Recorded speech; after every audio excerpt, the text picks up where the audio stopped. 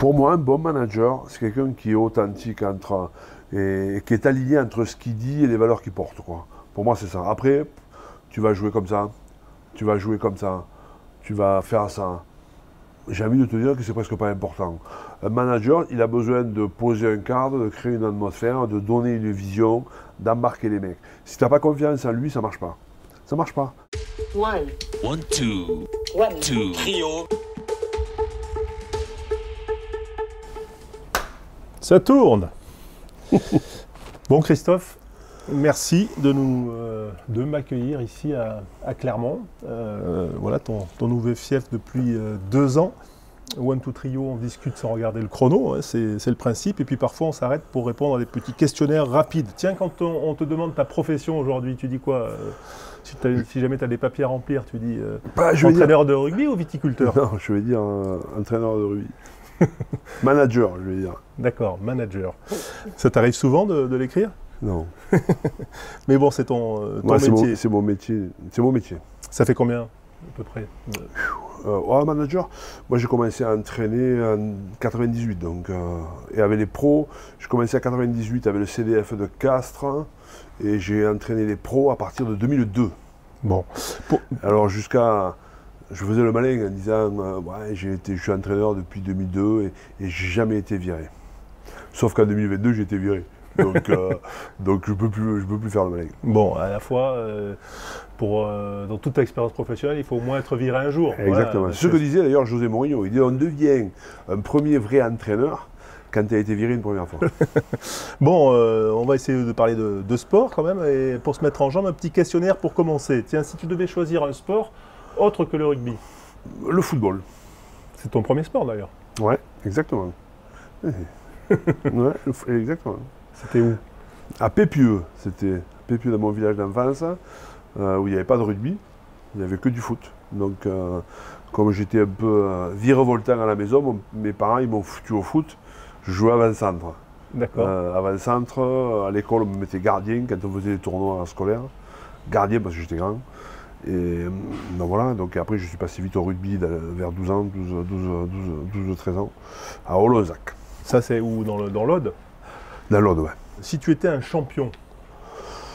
Si j'étais un champion, je dirais Léon Marchand. T'as tout regardé? Je n'ai pas tout regardé parce que je ne suis pas passionné par la natation. Mais par contre, j'ai été séduit par d'abord évidemment par la performance, mais aussi par la personnalité du garçon, quoi. Voilà, je trouve que franchement, c'est...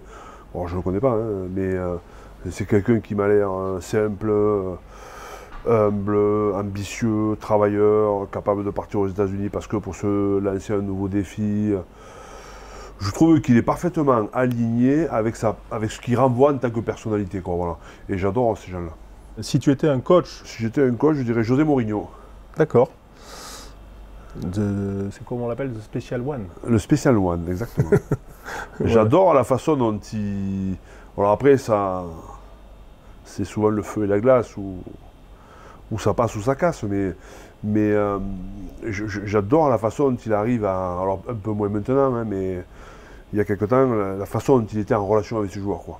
Il y avait un énorme, enfin visiblement, hein, un énorme respect. Il était malin, et puis cette façon de rentrer dans le milieu en étant traducteur et finir comme le meilleur entraîneur du monde à un moment donné, quoi. Je trouve ça hallucinant et aussi inspirant finalement. Si tu étais un président de club? Bernard Tapie, sans hésiter. J'aurais pu dire Jean-Michel Aulas, mais j'aime bien Bernard Tapie et notamment pour plein de raisons, hein, parce qu'il a réussi. Je ne suis pas du tout supporter de Marseille, hein, d'aucune équipe d'ailleurs.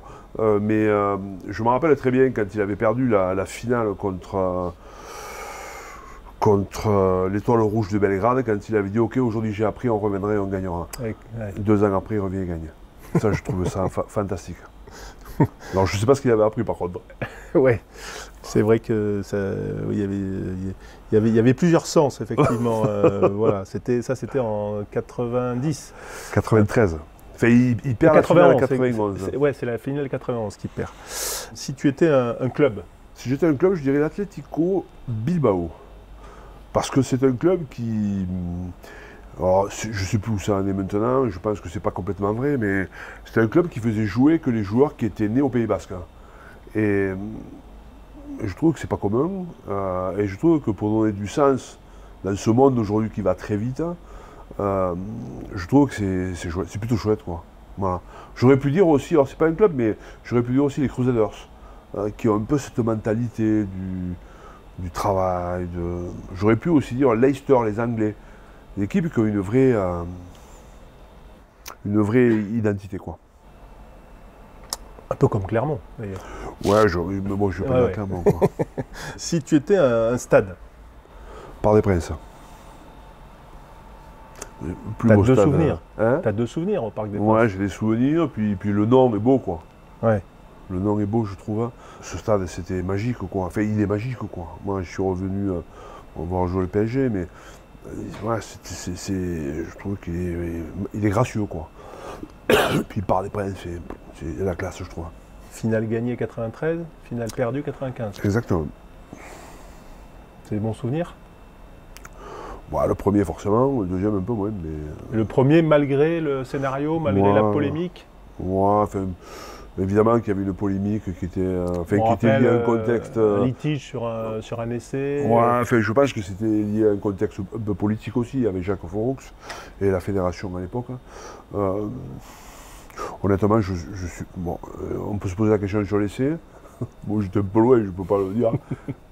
Mais bon, sur le match, Grenoble aurait pu être champion, notamment s'ils avaient mis tous ses points en première mi-temps. Mais après, en deuxième mi-temps, on a été meilleur. Ce titre, tu l'as fêté? Ça a été, pas trop. Je non, suis pas, moi, non. C'est pas mon truc, non. Je suis pas, même quand on est champion en 2018, très vite je suis rentré. J'aime apprécier ce genre de choses quand je suis plutôt seul, quoi. Seul ou ma garde rapprochée. Ah ouais, d'accord. Même joueur, t'as pas... Non, même joueur. D'accord. Si tu étais une émotion de sport? Il y en a deux, où l'une va avec l'autre. Je dirais la souffrance. On peut parler d'émotion, la souffrance. La souffrance liée au fait de se surpasser. Et un peu un lien aussi, et qui n'est pas du tout dans l'air du temps aujourd'hui, et je trouve que c'est bien dommage, c'est la robustesse. Moi, quand je regarde les équipes jouer, j'aime voir mon équipe comme ça, être robuste, quoi. Quoi qu'il se passe, tu perds les matchs, comme toutes les équipes, mais c'est pas facile à te battre. Tant dans l'état d'esprit que sur le plan physique, que sur le plan aussi de la cohérence du jeu, quoi. Et aujourd'hui, par les temps qui courent, cette vitesse, l'époque des réseaux sociaux, je trouve que, avec un mot un peu à la mode, cette espèce de bienveillance, la bienveillance. Moi, dans le monde de pro, j'y crois pas une seconde, quoi, tu vois. Moi, si je suis que bienveillant, mon boss, il va me dire, bon, ok, vous êtes gentils tous, mais il faut gagner les matchs, tu vois. Donc, j'aime bien l'idée de la souffrance, parce qu'il faut se surpasser dans mon métier, mais ça peut être aussi dans tous les sports, hein. Donc, se surpasser, aller le plus loin possible, se faire mal. Et pour ça, il faut être robuste. J'aime bien cette idée. Ça correspond à ce que tu es, à ton parcours. Ouais, ça correspond assez bien à mon parcours. Dernière petite question pour ce petit questionnaire d'échauffement. Si tu étais un événement de sport? Si j'étais un événement de sport, je dirais, ça n'existe pas.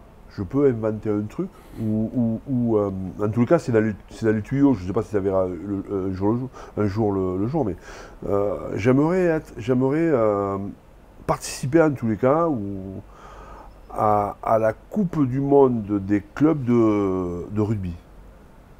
Plutôt que cette Coupe d'Europe là, avec des Sudaf, et je ne sais pas trop à quoi ça correspond. Créer, alors je sais que c'est dans les tuyaux. Hein, c'est 28 je crois, hein, c'est en 2028 je crois. Ouais, c'est dans les tuyaux, alors est-ce que ça verra le jour, je ne sais pas, mais voilà, être la Coupe du Monde des clubs de rugby, je trouve ça c'est la classe.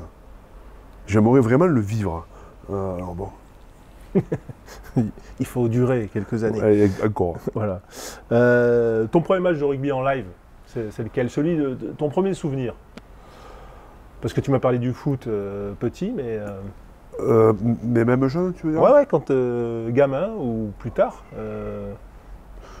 Comme ça qui me revient à l'esprit, c'est un match... match. J'étais avec Carcassonne chez les jeunes. Un match qu'on avait joué à Thuir, chez les Catalans. Pouah Très compliqué. Et en face de moi, au talon, j'avais un joueur qui était sourd et muet. Ah oui. Mais franchement, ça m'avait impressionné, quoi. Bon, il était chaud quand même, le type, tu vois. Je sentais qu'il n'était pas toujours content, même s'il avait du mal à s'exprimer, forcément. Mais ça m'avait impressionné, quoi. Voilà. On l'avait morflé. Ça, c'est un match qui m'a marqué, tu vois. D'accord, et c'est quelle année? C'est les années... je dirais 80, 82, 83, 83, 80, ouais, 82, 83. Et t'as quel âge? Là, je devais avoir 18 ans. Les années où... Je me rappelle pas si c'est... je me rappelle plus si c'est junior ou première année junior ou si c'est... je pense que c'est première année junior, donc 17 ans, 18 ans, tu vois. Pourquoi t'as joué talonneur, toi, d'ailleurs? Ben écoute, c'est une bonne question. Quand j'étais jeune, il me faisait jouer un peu partout. Et un jour, quand je suis un entraîneur, Gérard Piccolo était à Carcassonne et il me dit, je jouais pilier, je jouais seconde de ligne, je jouais troisième ligne chez les jeunes, il me faisait jouer partout. Il me dit, écoute, je veux que tu joues avec nous, avec l'équipe première, je veux que tu joues avec nous, mais tu ne peux pas jouer seconde ligne, tu n'as pas le profil, ça ne va pas. Troisième ligne, tu vas pas assez vite. Les piliers, il y avait Joe Provençal à droite, pas possible. À gauche, il y avait Romain Stefanuti, pas possible. Par contre, je te vois jouer au talon. J'avais jamais joué au talon. Hein. Alors, j'avais joué au talon. J'avais joué autant de talon que les autres postes, tu vois. Mais c'était pas un truc. Hein. Il me dit voilà, je te propose ça, tu joues, tu te prépares à ça. Moi, je m'en foutais, je voulais jouer les matchs, tu vois. Et en fait, j'ai commencé comme ça. Donc, pareil, j'avais tout début, genre, 18-19 ans, tu vois. Et j'ai commencé à jouer comme ça. Donc, alors là, je me suis spécialisé, il m'a aidé, et j'ai commencé en fait comme ça. Quand je suis arrivé après à Castres, pareil, il me faisait jouer talon, mais j'avais fait quelques matchs troisième ligne. Bon, après, très vite, je suis resté talon, quoi. J'avais pas l'envergure. Mais quand même, là, tu parlais de robustesse, c'est le sport, c'est le poste de la robustesse. Ouais, exactement. C'est le poste de la robustesse, tout en étant le poste de la robustesse, parce que tu es au centre un peu du combat de la mêlée notamment, mais en même temps, c'est aussi celui d'être malin, quoi, parce que pour ce talent, il faut être malin aussi. Hein. Donc voilà, ce poste je trouve, pour moi, c'est le plus beau poste du rugby, bon, sûrement parce que j'y ai joué, mais je trouve qu'il centralise du leadership. Si tu n'as pas un talonneur avec du lead, c'est compliqué, je trouve. En même temps, il a cette férocité, cette force, parce que c'est frontal, je parle de la mêlée, mais en même temps, il faut avoir de la justesse de l'application pour la touche, quoi. Et de plus en plus, tu es au cœur du jeu, quoi, notamment avec les évolutions aujourd'hui du rugby. Donc voilà, pour moi, c'est un poste qui correspondait bien à mon tempérament. Et c'est tout de suite, entre guillemets, un coup de cœur pour le poste? Ouais, de suite, ouais. Vraiment. Parce qu'à l'époque, quand même, ça rentrait avec... Ouais, il n'y avait pas flexion, stop, attendez, je vais voir, entrez, tu vois, C'était chaud. Ouais. Et puis, tu les faisais pas refaire, les mêlées, tu vois. C'était un coup de cœur parce que, d'abord, je jouais, et je jouais tout le temps, enfin, ou souvent, et deux, j'étais entouré vraiment de gros mecs, qui avait une grande expérience à l'époque, avec qui j'adorais, quoi. J'avais une passion pour eux. Romain Stefanuti et Joe Provençal, pour moi c'était des mentors en fait, quoi. Ils m'avaient pris un peu sous la main. Donc voilà, j'adorais ce poste, même si c'était pas effectivement pas facile. Comment t'expliques qu'il y a beaucoup de talonneurs ou d'anciens talonneurs qui sont des coachs aujourd'hui, des managers? Yannick Brune, c'est vrai, et c'est assez étonnant, hein, parce que. Alors après, comment je l'explique? D'abord, je ne sais pas trop l'expliquer. Et moi, par exemple, je suis devenu un entraîneur, mais par hasard, c'est pas ce que je voulais faire. C'est pas du tout c'est pas le truc qui m'intéressait le plus. Ce qui m'intéressait, moi, c'était le groupe, la vie du groupe, le lien entre les hommes, ça me plaisait beaucoup.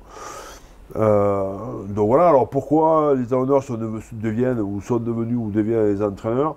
Ben, probablement parce qu'on est au cœur du truc, quoi. Tu es obligé d'avoir du caractère, du tempérament, une belle mentalité pour embarquer tes mecs. Notamment, c'est souvent celui qui est le patron du terrain devant, très souvent. Donc, il y a une part de l'entraîneur. La deuxième partie, il faut être un peu ce que je disais tout à l'heure, être engagé sur la mêlée, mais aussi avoir de la réflexion par rapport à la touche. Donc il y a ce changement d'émotion. Et après, c'était pas du tout mon cas à moi, mais en tout cas, peut-être que ça explique aussi pourquoi il y a des talonneurs qui sont entraîneurs. Souvent, tu es le leader des avants, avec le numéro 8, tu participes un peu aux stratégies de match. Bon, je me l'explique comme ça, quoi. Et à Carcassonne, tu croises quand même un monsieur qui a compté dans l'éducation du rugby, c'est Conquet. Ouais, oui. Et qui a écrit les fondamentaux du rugby, Exactement. qui était quand même un peu une bible à l'époque, les 70-80. C'était un grand courant pensif. J'ai oublié son prénom. Guy? Non. Bon, Conquet, les fondamentaux du rugby. Putain, il est décédé il n'y a pas très longtemps. D'accord. Et puis lui était entraîneur. Il m'a entraîné à Carcassonne. Il m'avait dédicacé son gros bouquin sur les fondamentaux. Et j'avais une relation incroyable. C'était vraiment un courant de pensée. C'était l'opposé de Pierre Villepreux, quoi. C'était les grades de guerre. Moi, j'adorais à cette époque-là. Ça n'existe plus maintenant. Je trouve, même si peut-être qu'on commence à y revenir, c'est des chapelles, quoi. Il y avait c'était top parce que voilà, tu étais entraîné par lui, ça jouait comme ça, et c'est ce courant de pensée. Villepreux, c'était l'intelligence situationnelle, enfin, tu vois, c'était tout ça fait qu'il y avait des chapelles, quoi. Et c'était chouette, quoi. C'était chouette. Aujourd'hui, c'est un peu plus aseptisé quand même, tout le monde fait un peu pareil.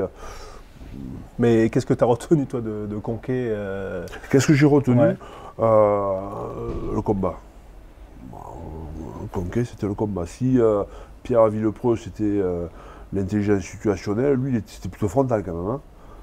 Plutôt frontal, quoi. Donc il fallait gagner le combat du 1 contre 1. C'était ça, quoi. Et à travers cet engagement physique, tu mettais en place le jeu. Alors pourquoi le livre est si gros? Ouais, il y a plein de trucs. Il y a plein de trucs. Bon, je ne me rappelle plus. Mais tu sais que ça a été mon livre de chevet pendant très longtemps. Je l'ai encore chez moi, mais tout un tas de petits onglets, des surlignés, des machins. Quand je suis devenu entraîneur, c'est pas quelque chose que j'avais imaginé, notamment chez les jeunes.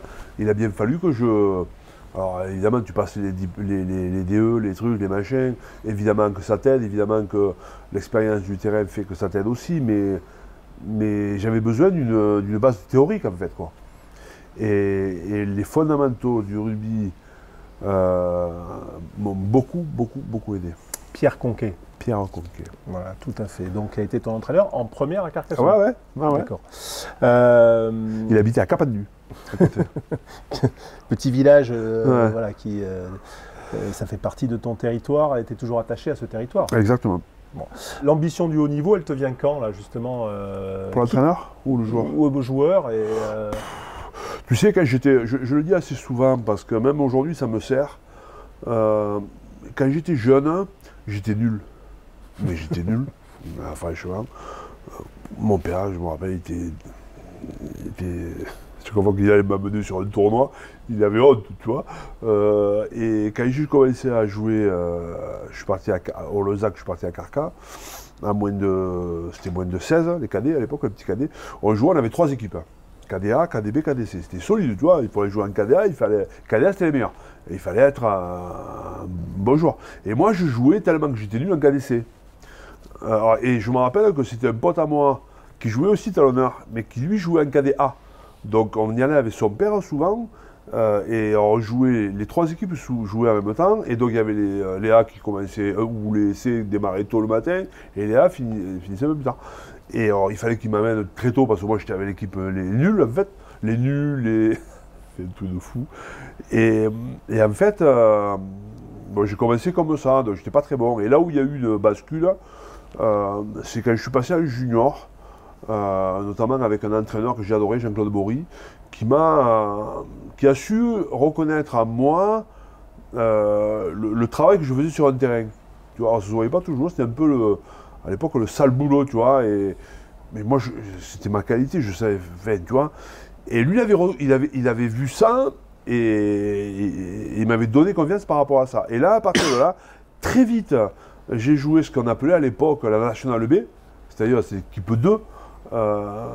C'était chaud là aussi. Et après, très vite, j'ai joué avec la première de Carcassonne. Donc, bon, moi, avec la première de Carcassonne, j'étais content parce que j'étais un des seuls jeunes.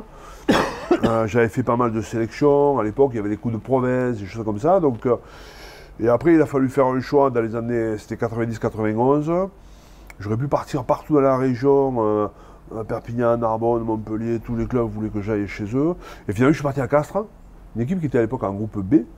Mais nous, on n'était pas pro, quoi, tu vois, on bossait à côté. Et j'avais vu dans cette équipe de Castres beaucoup d'ambition. C'est M. Rovol qui m'avait recruté à l'époque. Donc je te parle de ça dans les années 90-91. Hein.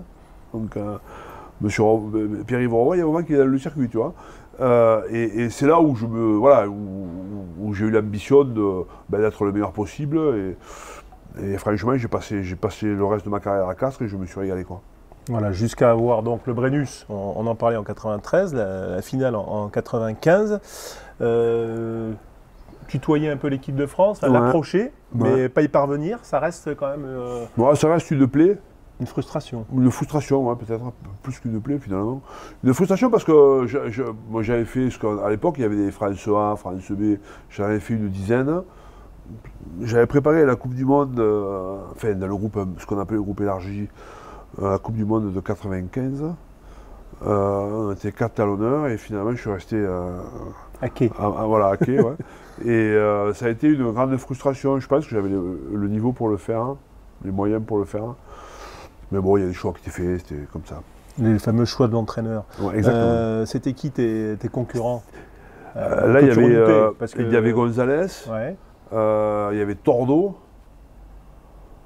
il y avait moi qui étais souvent blessé, de Grenoble. Landreau. Landreau.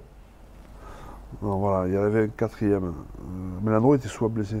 Qui c'était l'autre Je ne me rappelle plus. T'es né en 65 ? Ouais. Donc t'es génération Moscato, si t'es à Castres. Ouais, c'est ça, ouais. Bon, il y avait... je pense pas que Moscato était dans le truc déjà. Ah, il est avant. Après, je pas, non il est avant, en 92, il est 91-92. Mais oui, donc il y avait... oui, c'était la génération de Moscato. Ouais, il y en avait un que tu redoutais plus que les autres ou pas? C'était un que je craignais absolument, c'était Gonzalez. Pourquoi? C'était un tabouret, quoi. On était costaud comme un âne. Moi, j'étais pas un mec de... J'aimais la mêlée, parce que de par le tempérament, mais j'avais pas un profil de mec de mêlée, j'étais plutôt... Bon, j'ai morflé depuis, mais j'étais plutôt longiligne quand même, tu vois. Donc j'aimais... je me bougeais beaucoup, j'étais plutôt, on va dire, athlétique. Je le dis doucement parce que les mecs, ils vont pas me croire. Et lui, par contre, c'était un petit, costaud, très très solide. Et chaque fois que je jouais contre lui, en mêlée, c'était un vrai rendez-vous, quoi, un vrai combat, quoi. Et c'était compliqué à jouer, quoi. Il y avait lui, et il y avait, alors c'était pas pour les mêmes raisons, mais il y avait Gilbert Brunat. Tu te rappelles, Gilbert Brunat. Gilbert Brunat, alors il jouait 3e ligne à talonneur, notamment quand il y a eu ces grandes épopées avec Castres, Grenoble. Il fallait se le fader, quoi. Alors quand il jouait 3e ligne, bon, ça allait, mais quand il jouait talon... Très explosif. Ouais, puis explosif et un peu con quand même. Ouais, souvent ça allait avec quand même. À cette époque. Oui, toi, si tu n'étais pas comme ça, tu pouvais pas jouer, quoi. C'était pas possible. Hein. Toi, Non, moi j'étais respectueux. Mais les talonneurs, ils parlent. Tu parlais, toi, sur... Non, pas trop. Non, je suis pas un talonneur qui parle, moi. Je suis pas quelqu'un, d'ailleurs, je parle pas beaucoup. Je suis pas quelqu'un qui, même dans ma vie d'entraîneur aujourd'hui, je parle pas beaucoup, quoi. Est-ce que l'entraîneur Urios aurait permis aux joueurs Urios de devenir un joueur international? Je pense. Qu'est-ce qu'il aurait fait? Je pense. Je l'aurais accompagné. Parce que je m'entraînais comme une brute. C'était mon... Je voulais aller chercher cette équipe de France.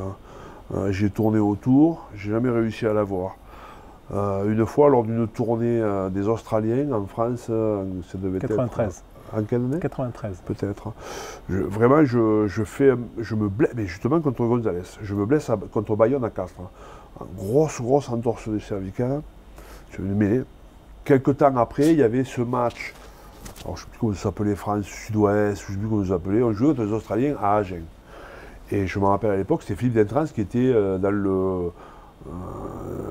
Comité de sélection. Dans les sélectionneurs, quoi. Il n'y en avait pas qu'un. Ouais. À l'époque, c'était Berbizier, mais l'entraîneur c'était Berbizier, mais il y avait un groupe de sélectionneurs, quoi. Ouais. Et Philippe Dentrans m'appréciait beaucoup parce que moi, quand je commençais, il finissait. On s'était foutu quelques roustes. Et il voulait absolument, il m'a dit il faut que tu fasses ce match. Tu fais ce match, tu vas être en équipe de France.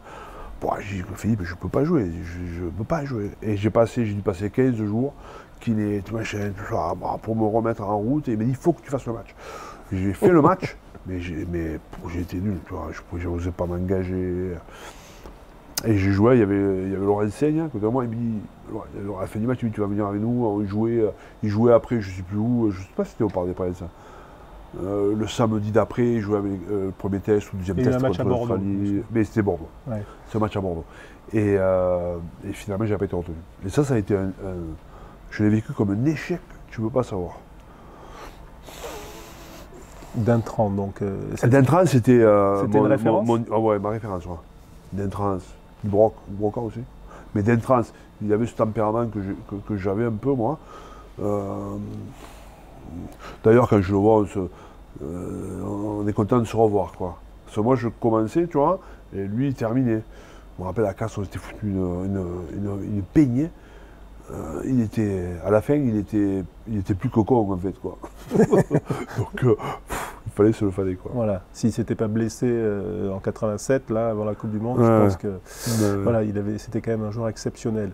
Bon, n'hésitez pas à vous abonner à One Two Trio, c'est important pour nous aider à développer la chaîne et vous pouvez nous suivre bien sûr sur les réseaux. Quand tu disais tout à l'heure que tu étais devenu entraîneur par accident. Ouais, c'est un peu ça.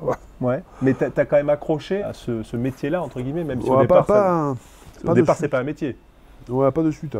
Puis vraiment, moi quand j'ai fini ma carrière dans les années 98, l'année 98 pour moi, c'est Alain Gaillard qui m'avait demandé ça, de la faire, parce que j'étais sur une transition avec Rémi Vignon à l'époque.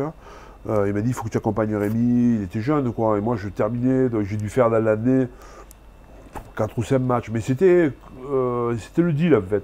Et il m'a dit, je veux par contre que tu passes au centre de formation et je veux que tu t'occupes, et ça se fait aujourd'hui, il était déjà très en avance Alain, hein.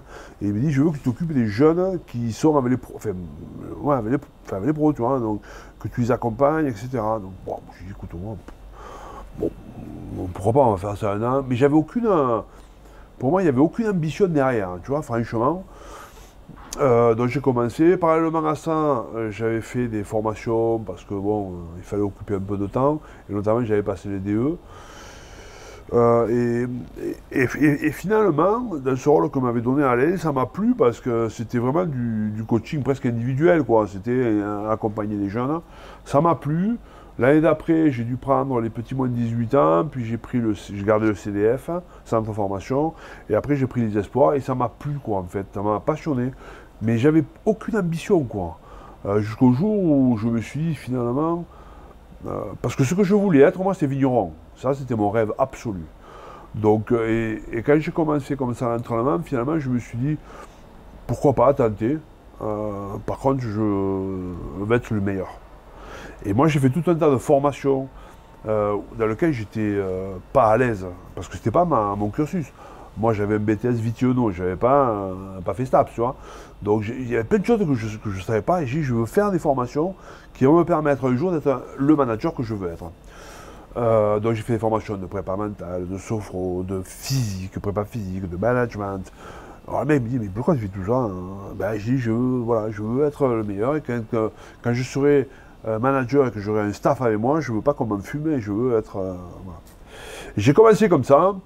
Et puis après, j'étais avec le CDF à Castres, les Espoirs, et un jour, en 2002, il y a Rafa Ibanez qui vient me voir. Il était à Castres. Rafa Ibanez vient me voir et me dit, Christophe, je ne sais plus qui c'était les entraîneurs à l'époque, hein.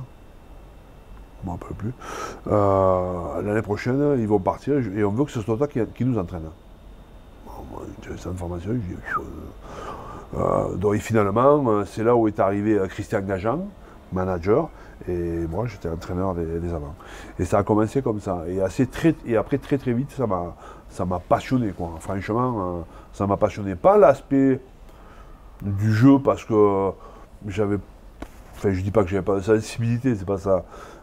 Mais ce qui me plaisait, c'était construire un projet qui correspond à un territoire, à une notion de groupe, où la fierté pouvait être les socles, quoi, tu vois, le socle, quoi. Et j'ai commencé comme ça. Justement, le jeu, c'est vrai que dans tout ton parcours d'entraîneur, on ne sait pas trop tes convictions, à part le combat et la robustesse. Mais toi, qu'est-ce que tu aimes dans le jeu, en fait Moi, j'aime, tu vois, moi, ce que j'aime dans le jeu, peu importe comment tu joues, parce que finalement, il n'y a pas de vérité. Après, il y a bien des clubs qui ont une vraie identité. Je pense à Toulouse. Aujourd'hui, c'est le seul club. Pour moi, c'est le seul club en France qui a une vraie identité de jeu, Toulouse. Après, moi, ce que j'aime, c'est avoir un collectif qui est un collectif fort. Alors, ça veut tout dire et rien dire, hein, mais tu vois, j'aime quand les joueurs savent ce qu'ils font sur le terrain. J'aime quand on contrôle. J'aime quand le jeu correspond au territoire. C'est-à-dire que quand on est ici, tu fais un jeu qui correspond au territoire de la région. C'est pas la même chose qu'à Toulouse ou qu'au Stade Français ou qu'à Saint-Jean-de-Luz. Donc c'est ça que j'aime, qui me plaît. Donc ici on me dit, bon voilà, il faut des avant forts, on va travailler sur les avant forts, on a besoin d'une grosse prise de l'axe, on va travailler sur la prise de l'axe. Il n'y a pas un truc qui correspond sur le jeu à ma personnalité. La seule chose qui correspond à ma personnalité, c'est la façon dont tu t'engages dans le projet, quoi. Voilà. Ça, j'y attache énormément d'importance. Après, je suis arrivé à Oyo, j'ai demandé comment vous voulez qu'on joue au rugby, c'est quoi? On m'a dit il faut un gros paquet d'avant et un buteur. Bah, ben, j'ai dit on aura un gros paquet d'avant et un buteur. Après, on verra ce qu'on fait.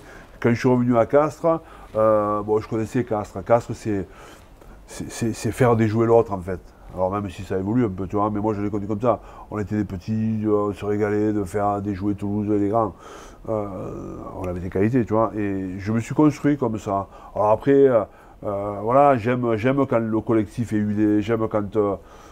j'aime autant un molle qu'un beau lancement, j'aime autant une contre-attaque qu'un jeu au pied, à partir du moment où tout le monde est sur la même page, quoi. Voilà. Enfin là, si Racaille te fait péter une contre-attaque de l'embut, t'es pas contre? Je l'embrasse. Non, je veux dire, t'es pas. Il n'y a pas de principe fort. Non, aucun. La seule chose, c'est que tout le monde doit être sur la même page. C'est ça qui me plaît. C'est ça qui me plaît. Je veux que les mecs arrivent à l'entraînement. Je veux que les mecs s'engagent dans le projet avec beaucoup de conviction. Mais tu vas me dire, tout le monde c'est pareil. Peut-être. Hein. Mais après, moi j'aime m'adapter, quoi, tu vois, j'aime dire, bon voilà, on joue comment ici, on va jouer comme ça, si vous voulez jouer comme ça, on va jouer comme ça. J'ai pas de... Moi j'aime avant tout l'efficacité, évidemment, j'aime avant tout des avants forts, j'aime des avants qui portent les équipes, j'aime des centres qui vont travailler sur un terrain, j'aime un champ profond capable de faire péter et de dynamiser un jeu. Non, voilà, mais après ce que j'aime surtout, et par-dessus tout, que mon équipe joue bien au rugby, quoi. Donc je rebondisse, qu'on soit capable de lancer le jeu, de le contre-attaquer, de bien défendre, de combattre, et tout ça avec une bonne mentalité, quoi. C'est ça qui me plaît, quoi. Plus que j'ai pas de principe de dire voilà, on va jouer plutôt que tout le temps dans le sens, on va jouer debout, on va jouons comme vous voulez jouer, mais qu'on le fasse bien ensemble. Voilà. Tu te parlais d'efficacité. Efficacité, c'est gagner. Plaire, c'est pas... J'ai beaucoup évolué là-dessus. J'ai beaucoup évolué, notamment à partir de Bordeaux. Avant, je considérais que de Bordeaux, mais aussi avec l'âge, tu vois, je considérais que le spectacle ne faisait pas partie de mon vocabulaire dans l'entraînement, dans le jeu de rugby. De mon vocabulaire, et c'était pas mon métier en fait. Moi, mon métier, et je suis payé pour faire gagner les équipes. Si on est capable d'être spectaculaire, pourquoi pas, ou d'être, mais c'est pas ça que je recherchais, quoi. Moi là, je recherchais absolument l'efficacité, quoi. Et même si ça pouvait être chiant, quoi. Si l'efficacité c'était de faire 25 jeux au pied par mi-temps, faisons 25 jeux au pied par mi-temps, tu vois. Et là où j'ai un peu évolué, c'est à Bordeaux, en fait. À Bordeaux, j'ai un peu évolué pour plein de raisons. La première, c'est que le public de Bordeaux n'est pas celui de Castres, par exemple, d'où je venais. Même si à Bordeaux, il y a toujours ces connaisseurs quoi, des tortues, tu vois. Alors après, ça a pris de telle ampleur que ça devient un spectacle. Il faut être à Chabannes, quoi. À Bordeaux, il faut être à Chabannes, tu vois. Donc ça veut dire quoi? Ça veut dire que les gens viennent plus voir des tortues ou viennent plus voir que du jockey, mais ils viennent voir aussi un spectacle, tu vois. Et ça, petit à petit, ça m'a... Je l'ai mis, je l'ai intégré, tu vois. Et puis surtout, la deuxième chose qui a été important pour moi, c'est que j'avais des joueurs à Bordeaux. Quand tu as les Cordero, quand tu as les Mathieu Jalibert, quand tu as les Maxime Lucu, quand tu as Semir Adrava qui était là, hein, Rémi Lamora qui était là, ce qu'on va faire, c'est qu'on va leur filer les ballons dans les mains et ils vont se démerder, les mecs. Et c'est là où je me suis rendu compte, tu vois, ce côté un peu émotionnel, fait ce que pouvait amener une équipe où le jeu rebondissait, où le jeu de trois quarts fait de vitesse, où tu pouvais trouver du plaisir en fait. Et c'est venu de là, tu vois, et j'ai évolué comme ça. Donc aujourd'hui, j'attache quand même de l'importance évidemment à ce qu'on fait sur le terrain et à l'émotion qu'on va véhiculer sur le terrain. C'est fondamental, quoi. Et là, ici, à Clermont... C'est moins vrai sur le côté spectacle, ici, tu vois. Ici, il faut gagner, il faut mouiller le maillot. Alors, c'est pareil, tu vas me dire, c'est un peu partout pareil, mais il faut tout donner, tu vois. Ça, c'est des choses qui sont très ancrées. Alors ici, ils ont été gâtés pendant de nombreuses années en faisant des matchs, en gagnant beaucoup de matchs. Ils ont le record d'invincibilité. Et en plus de ça, ils jouaient bien. C'est une équipe qui, pendant quelques temps, elle avait un rugby qui était léché, quoi. C'est dur pour toi de passer après ça? C'est pas dur, c'est pas dur. Même si on nous le reproche tout le temps, on dit ouais, avant, j'ai mis avant quand, parce qu'avant quand, dites-moi avant quand, parce qu'on peut faire aussi la liste des joueurs qu'il y avait avant, tu vois. Mais surtout, ce que je veux dire, c'est que pour moi, c'était pas la vérité, quoi, en fait. Parce que quand je venais jouer à Clermont, peu importe avec mes équipes, que ce soit Oyo, que ce soit Clermont, Castres ou Bordeaux, on savait que pour gagner à Clermont, il fallait tout le temps travailler plus qu'eux. Moi, j'étais impressionné par le travail que ces mecs mettaient sur le terrain. Mais le travail, pas forcément le travail qu'on voit, le travail que tu ne vois pas, justement. Ils appelaient ça LAE, c'est-à-dire là avant eux. C'est-à-dire que pour eux, c'était, il y a toujours un Clermontois avant un joueur de l'équipe, quoi, tu vois. Et ça, ils l'ont cultivé. Donc là, c'était pas le beau jeu, c'est le travail. Le travail de l'homme, que tu vois pas, tu vois. Et puis après, ils te fracassaient. Ils avaient des avants qui étaient terribles, ils avaient un milieu de terrain qui était terrible. Alors après, ils avaient des joueurs de classe mondiale, quoi, derrière notamment. Donc... Mais ils avaient une ambition de jeu quand même, on va dire, où il fallait quand même un gros cardio. Enfin, ouais, c'était un jeu qui était, et ça l'est toujours, même dans la formation aujourd'hui, c'était un jeu qui était très structuré. C'était l'opposé de Toulouse. Là où, parce que c'était construit avec l'hémisphère sud, quoi, notamment avec Coteur et tous les gars. C'est multiplication des temps de jeu, chacun sait où il va, c'est millimétré. Donc dans le rugby, qui était le rugby de l'hémisphère nord, et notamment en France, ils étaient très largement en avance, quoi. Donc là-dessus, avec un gros engagement physique, donc, ils étaient largement en avance, quoi, largement en avance. Alors quand tu contres cette puissance, cette vitesse sur les rucks, après ils étaient moins à l'aise, quoi. Moins à l'aise, quoi. Ton métier, donc, on va dire au plus haut niveau, tu le fais depuis, il y a eu Bourgoin, puis Oyonnax. Comment tu le définirais, toi, aujourd'hui? C'est quoi ton métier, en quelques mots? Mettre en musique. T'es chef d'orchestre, alors? Ouais, chef d'orchestre, on peut dire ça comme ça, ouais, mettre en musique, chef d'orchestre. Parce que, bon, tu sais, aujourd'hui, la grande différence, quand même, qu'on a, c'est que, bon, tiens, déjà, tu manages, 50 joueurs.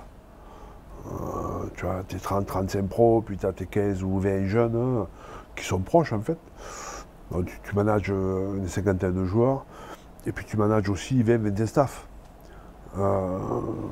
Donc il faut que tout le monde soit sur la même page, il faut que tout le monde soit en harmonie. Et pour moi, la priorité des priorités, c'est l'aspect humain et le cadre. Si dans l'aspect humain tu n'y es pas et que tu n'es pas dans le cadre, tu ne resteras pas avec moi. Même si tu as beaucoup de qualité. Staff ou joueur. Donc mon métier à moi, c'est de faire en sorte de créer cette atmosphère créer cette atmosphère où on va trouver du plaisir à venir s'entraîner, à venir bosser et pour être meilleur en fait, pour progresser quoi. C'est ça ma passion. Tu vois, donc c'est chef d'orchestre pour que le staff soit sur la même page, qu'on avance ensemble pour avoir un but de mettre les mecs au très haut niveau et les joueurs avoir un collectif qui est un collectif fort. C'est ça mon métier. C'est pas de faire une mêlée, c'est pas de faire une touche ou c'est pas de faire progresser un joueur. C'est pas mon job. Ça c'est le job de mon staff. Mon job à moi, c'est de faire évoluer mon staff et de créer une atmosphère où les gars vont être bien, vont chercher à faire vivre cette atmosphère et surtout vont progresser. Il est toujours aussi beau ton métier depuis que tu l'as commencé ou... Il est différent. Qu'est-ce qui est différent? La médiatisation, l'environnement. Parce qu'après, tu sais, on me pose souvent la question. Alors comment c'est les groupes? Est-ce qu'ils évoluent les groupes?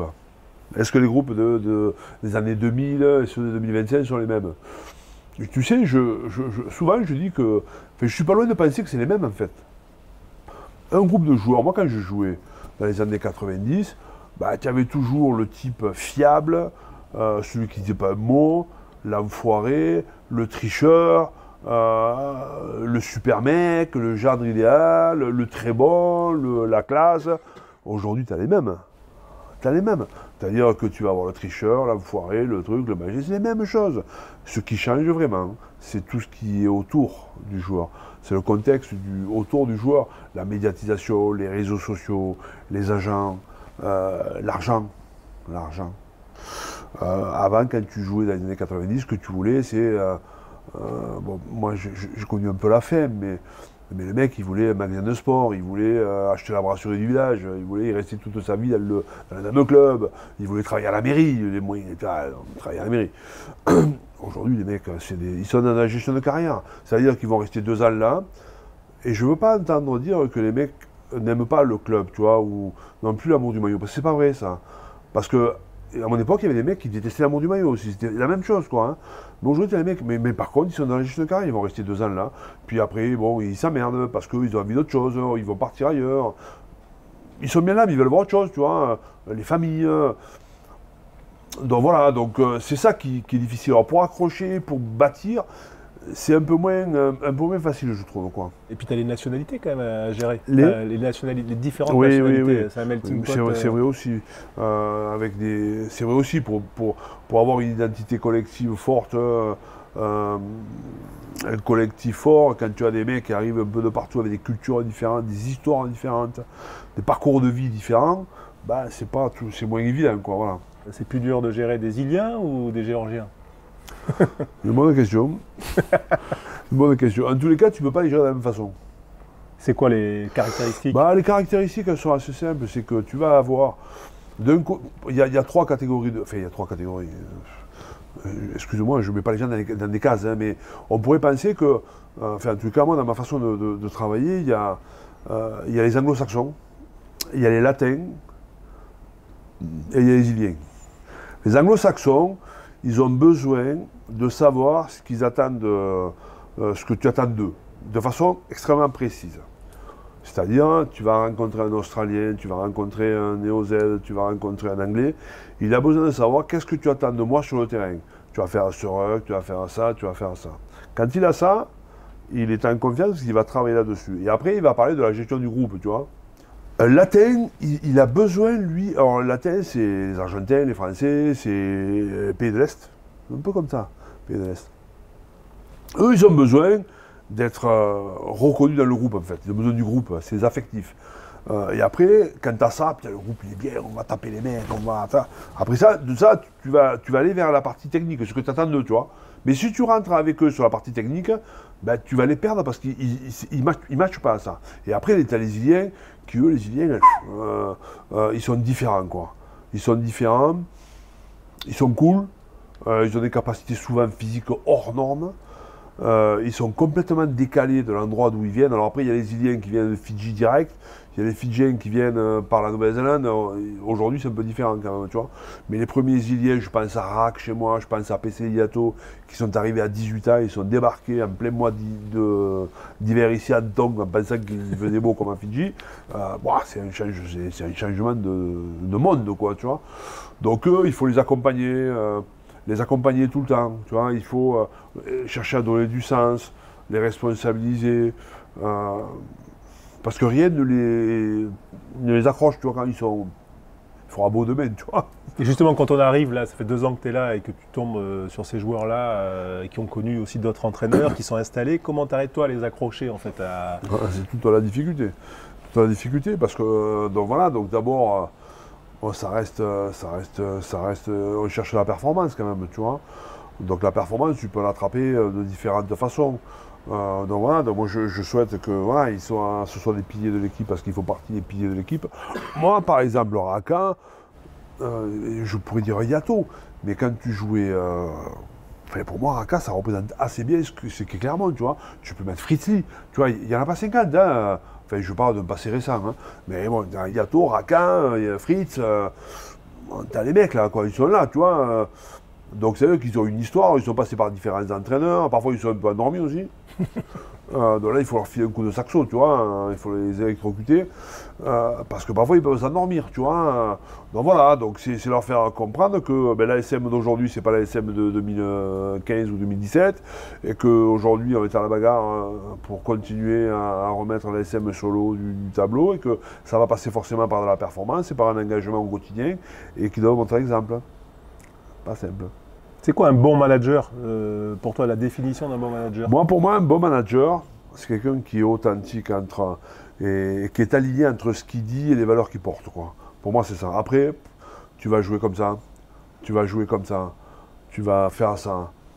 J'ai envie de te dire que c'est presque pas important.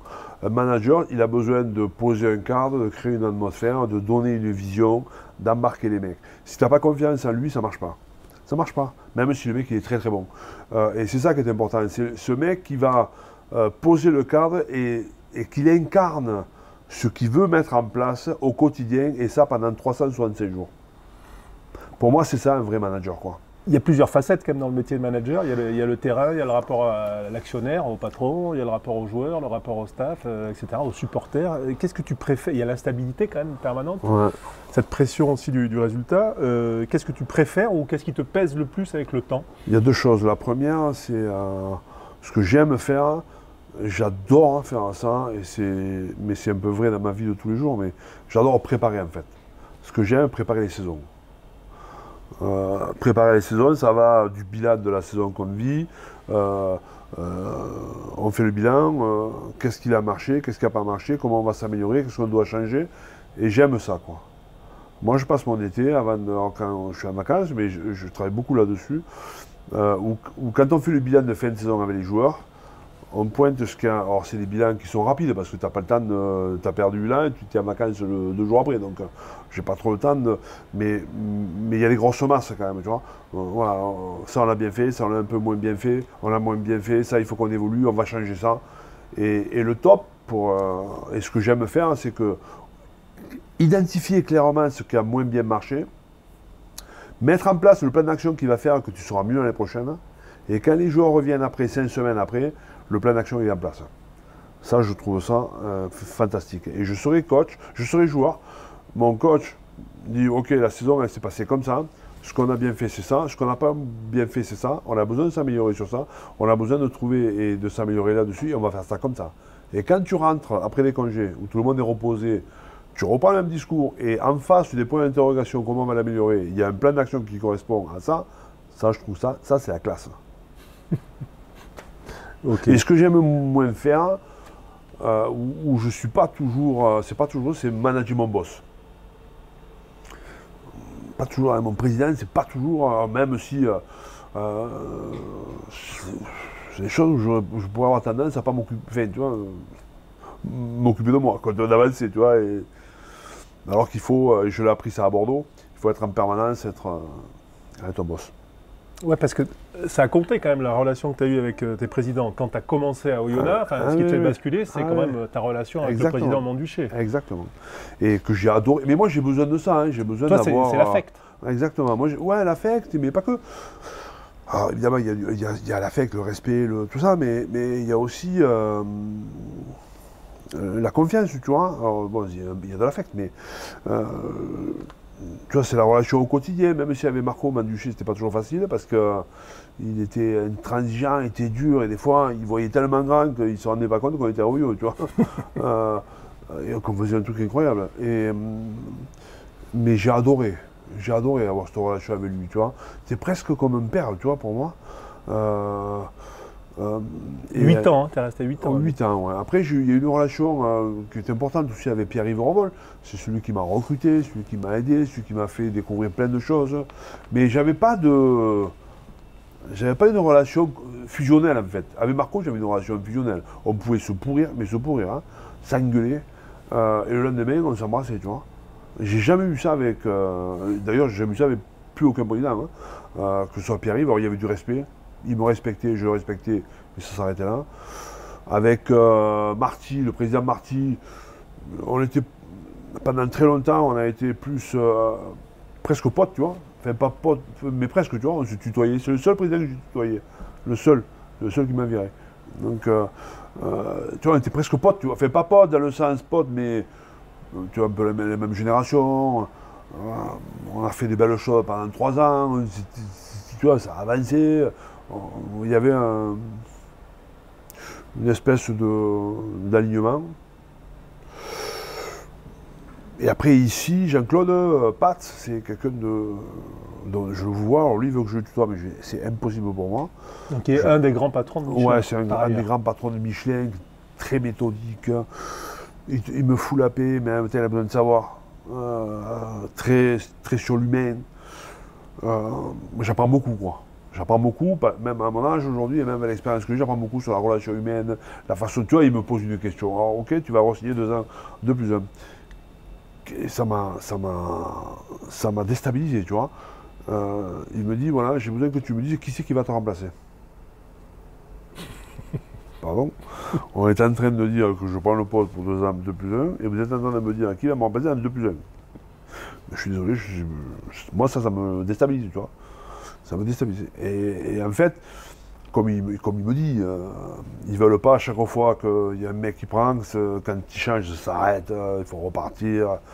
C'est un peu à l'image du Michelin, tu vois. Ils veulent que l'institution soit voilà, plus forte, reste toujours exactement. plus forte et Florent Ménégo, par exemple, il me le raconte. Et moi, j'ai eu l'occasion d'en parler avec lui. Florent Ménégo, qui est le grand boss de Michelin, il dit, voilà, qui vous voyez pour me remplacer, quoi. Mais moi, ça me déstabilise. Mais tu verrais qui? Hein? Tu lui as répondu quoi? Il a fallu que tu lui répondes. J'ai dit, écoutez, je sais pas. Pour le moment, je sais pas. Mais bon, peut-être que ça sera toi. Peut-être que tu. Peut-être, ouais, peut-être, qui sait, attends moi. Tu as quand même parlé 2 fois dans cet entretien de ta séparation avec Bordeaux. Ça reste un échec? Pas du tout, moi c'est pas un échec. Hein. Pas du tout. Parce que Bordeaux, je suis arrivé à Bordeaux en 2019, Bordeaux s'était jamais qualifié en top 14, même s'il y a eu des moments, des concours de circonstances quand même. Hein. Ils auraient pu le faire avant, mais ils ne se sont jamais qualifiés. On a quand même fait 5 demi-finales. Hein. Donc en 3 ans et demi, c'est pas mal, quoi. Là où j'en veux à Bordeaux, c'est qu'il y a eu un moment un peu moins bien, c'est le lancement de la 4e année. Et ils ont profité pour me sniper, quoi. C'est qui ils? C'est les joueurs? On ne le saura jamais. Moi, je pose des questions. Quelle différence il y a entre le Christophe Furios d'Oyonnax, qui était un jeune entraîneur, et celui aujourd'hui de l'ASM? T'es meilleur? Oh, je suis meilleur. C'est incontestable. Je suis meilleur. J'ai appris à prendre du recul, à me calmer, à poser... là où à Oyo, je pouvais être un fonceur, ça déblayait, je voulais être le patron. C'était un peu qui aime me suivre, tu vois. Et si tu ne m'aimais pas, il faut que tu dégages. Bah, c'est toujours un peu comme ça, non? Tu as toujours les mêmes adjoints? Ouais, mais je suis un peu moins quand même. Un peu moins, je me suis assagi. Je suis presque devenu mou, tu vois. Donc des fois, je me surprends même. Je me dis, mais comment tu peux accepter ça, tu vois? Mais ouais, j'ai pris du recul, je suis capable de dire les choses différemment, je suis meilleur dans mon management, je suis meilleur aussi dans l'analyse de mes matchs. Ouais, je suis meilleur. Ouais. Est-ce qu'il y a une différence entre le Christophe Furios qui fait ses punchlines, entre guillemets, en conférence de presse et le Christophe Furios j'en fais pas beaucoup, tu vois. Depuis que je suis ici, je n'en ai pas fait. Après, je vis pas avec, j'ai fait faire une déclaration. C'est pas ça. C'est moi. Tu les prépares quand même. Hein? Tu les prépares. Pas forcément. Ah, pas forcément. Mes conférences de presse sont toutes préparées. Toutes préparées. Avant les matchs, après les matchs, tout est préparé. Même si après les matchs, à la différence du match, parce que je ne sais pas le match. Mais voilà, je sais comment je préparais le match. Tu anticipes les questions qu'on va te poser. Exactement. Donc après, il y a le match, ce que j'entends du match, ce que j'entends de mes joueurs, où là, ça peut vite me faire monter dans les tours. Puis il y a aussi, j'en joue, forcément. Et tu vois, par exemple, l'histoire des merguez. Vous avez le tour à plein. Enfin, rappelle-moi, parce que moi, je l'ai plus. L'histoire de la merguez, c'était après la Coupe du Monde, je crois. Le mec, on reprend le championnat, et le mec, le journaliste, il me dit, bon, qu'est-ce qui vous a le plus manqué? Ça m'est sorti comme ça, tu vois. Mais je lui dis, c'est l'odeur des merguez. Mais c'était dans l'idée de, tu vois, tu arrives au stade, moi j'adore ce côté populaire, quoi, tu vois, j'adore ça. Côté populaire, côté café, côté... alors je dis, voilà, ce qui m'a manqué le plus, c'est l'odeur des merguez. Mais ça m'est venu comme ça, tu vois. Il y a de la spontanéité dans tes punchlines. Voilà. Mais par contre, ce qui est intéressant, c'est que tu planifies tes conférences de presse comme tes entraînements, comme ta semaine, comme ta saison. Tout le temps. Et si je ne le fais pas, je peux être en difficulté. Si je ne le fais pas, j'ai peur de partir dans tous les sens. Et si je ne le fais pas, je suis moins spontané. Je sais où je veux aller. Donc je me laisse la liberté d'aller où je veux, mais dans ce que je veux en fait. En fixant le cadre. Exactement. Ouais, ça peut paraître un peu cabourg, mais c'est assez cohérent. Ouais. On va faire un petit questionnaire, un petit questionnaire manager. L'entraîneur en chef qui t'a marqué? Alain Gaillard. Pour le coup, très aligné. Entre ce qu'il était, prof de maths, prof de français, pardon. Prof de français, petit mec, qui a eu du tempérament, qui gueulait, qui amenait les mecs. Ouais. Alain Gaillard, incontestable. Tu l'as eu de Alain Gaillard? C'est lui qui est venu me chercher à Carca. Je l'ai eu de 91. Après, il est parti, il est revenu, Alain. Ça devait être jusqu'à 94. Après, il est parti ici, d'ailleurs. Ouais. Puis il est revenu après. Tu es toujours en lien? Oui, toujours. Mais en lien aussi sur la partie, parfois quand tu as besoin aussi d'interagir? Non. Je le vois assez souvent, pas assez souvent, c'est pas vrai. Mais je le vois à la commission de discipline, parce qu'il fait partie de la commission de discipline. Tu n'y vas plus à la commission de discipline? Des fois, ça m'arrive. La plus forte personnalité avec qui tu as travaillé dans ton staff? Dans mon staff? Ouais. Je dirais Joe Elab. Tu vois, lui, il voulait être manager. Je veux être manager, je veux être numéro 1. Il a affiché de suite. J'adorais ce fonctionnement, j'adorais le mec. Évidemment, toujours en lien. Et tu vois, quand je suis venu c'était quand je suis parti de Castres pour aller à Bordeaux. Bon, il y avait un peu... Lui, il voulait rester avec moi si j'allais à l'équipe de France, tu vois, parce qu'à un moment donné, on parlait de ça, l'équipe de France. J'étais pas loin, j'avais rencontré des gars, tout ça. Il m'a dit, si tu vas le prendre, c'est toi, et moi, je veux rester avec toi. Bon, finalement, je n'ai pas attendu. Bordeaux s'est présenté, et j'écoute Joe, ne viens pas avec moi à Bordeaux, tu vas avoir la même chose ici. Il vaut mieux que tu attendes un projet pour que tu sois numéro 1. Je savais qu'il avait Oyo derrière. Quitte à descendre en Pro D2, mais ça va te faire apprendre davantage que d'être un assistant, quoi. Le plus passionné, comme entraîneur ou comme adjoint? Le plus passionné, je dirais, c'est pas forcément un entraîneur, c'est un membre de mon staff. Je dis ça parce que c'était à Oyo, c'était Hubert Debède. Hubert Debède, c'était un prépa physique. Hein. Et franchement, quand je suis arrivé à Oyo, il y avait rien. Les mecs, ils étaient plus réactifs. On faisait de la muscu dans une salle à manger. Enfin, tu vois, c'était un truc. Et il était passionné par les joueurs, passionné par l'idée de progresser. Il habitait à Mâcon, il faisait la route tous les jours. Il avait une vraie passion pour les joueurs, une vraie passion du travail bien fait. Il aimait le travail bien fait. C'est un ancien légionnaire. Et putain, j'ai adoré travailler avec lui. J'ai toujours eu de bonnes relations avec lui. Et je le trouvais passionné par son métier, quoi. Le meilleur technicien que tu as fréquenté? Bon, il y en a plein, hein. Bien meilleur que moi d'ailleurs. Mais celui qui a des idées. Ouais, je vais te dire, celui qui m'a le plus passionné, enfin pas passionné, celui qui m'a le plus interloqué, c'est Lippi Sinotte, que j'avais à Oyo. Lippi Sinotte, c'est un néo-Z, qui était un peu l'homme à tout faire des Blacks à un moment donné. Il était soigneur, il était masseur, il était entraîneur. Et nous, à Oyo, je l'avais récupéré, il était à Dijon à l'époque. C'était le mentor de Tana Umaga. Tana Umaga, il parlait que de Lippi Sinotte. C'était un Maori, un mec, il avait, enfin il a toujours d'ailleurs, enfin, à l'époque il devait avoir 60 ans, 65 ans, tatoué de partout, de la tête aux pieds, et il faisait les skills. Et les mecs, tu verrais comme les mecs, ils le suivaient partout, quoi, Lippi, partout. Et le gars, il avait un problème, hein. Il lui mettait à disposition dans la minute, c'est un peu comme l'intelligence artificielle, tu sais, ChatGPT. Tu mets le truc, incroyable, incroyable. Et lui, c'est pareil. Tu allais le voir, tu dis, lui, il a un problème de passe à gauche, ou de passe à droite, ou de libération. Il ne sait pas d'affrontement. Il te mettait 4 exercices dans la foulée qui correspondaient à son problème. J'avais jamais vu ça. Tu l'as gardé combien de temps? Je pense que je l'ai gardé toute ma partie, pas toute, parce qu'il est arrivé en cours de projet. Je pense que j'ai dû le garder au moins 4 ans, tu vois, au moins. Le meilleur meneur d'hommes que tu as connu? Meneur d'hommes. Je peux dire joueur? Ah ouais, ce que tu veux. Je parle de Rory Cocotte. Oh, Rory Cocotte. Rory Cocotte, c'est bon, je ne vais pas décrire le joueur, évidemment, avec qui j'ai eu une relation incroyable. Incroyable. Mais c'était un joueur qui t'empêchait de dormir, tu vois. Mais par contre, quand il était là, quand tous les mecs, il était capable de... Ben nous, quand on est champion en 2018, c'est grâce à Rory Cocotte et à Benjour Dapieta. Alors, il y avait tous les autres, évidemment. Mais ils ont été incroyables, incroyables. Et lui, il était comme ça. Et je me rappelle avoir fait un entretien une fois avec Mama Vaipoulou, qui était notre numéro 8 à Castres.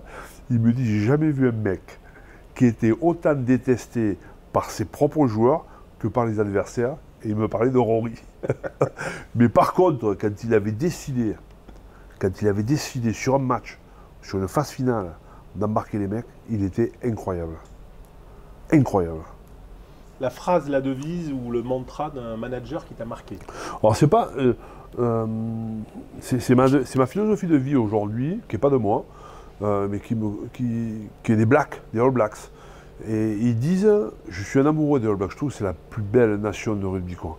Je trouve qu'ils jouent super bien au rugby. Alors, tu vois, on ne parle pas que de combat, tu vois, j'adore comme ils jouent au rugby. Ils disent, être meilleur ne s'arrête jamais. Dans mon deuxième métier, qui est celui de vigneron, sur toutes les cuvées, toutes les bouteilles, c'est marqué dessous. Être meilleur ne s'arrête jamais. Ça correspond bien à ce que j'essaye de faire quand je suis un manager, à créer cette atmosphère de progrès, en fait. Un discours d'avant-match que tu as encore en tête? Comme manager, hein, on parle. Je dirais, je ne l'ai pas en tête, mais je sais comment on l'avait préparé. C'était la finale 2018. En 2018, on joue Montpellier qui écrase tout le monde. Nous, on y était allés quelques semaines avant la phase finale, on avait pris 40 là-bas. Ils venaient d'en mettre 50, je ne sais pas combien, à Lyon en demi-finale. Je crois que c'était Lyon. Ils étaient... je ne savais pas comment on allait les prendre. Même si on avait décelé quand même quelques trucs, quelques fragilités quand même, tu vois. Et on avait parlé tout au long de la semaine. Et moi, j'aime que dans les préparations de match, il y a toujours une histoire de match. Dès le lundi, l'histoire du match, ce sera celle-là. Et tout au long de ma semaine, je construis ma semaine autour de l'histoire du match. Et l'histoire de match, de cette finale, c'était bagarre de rue.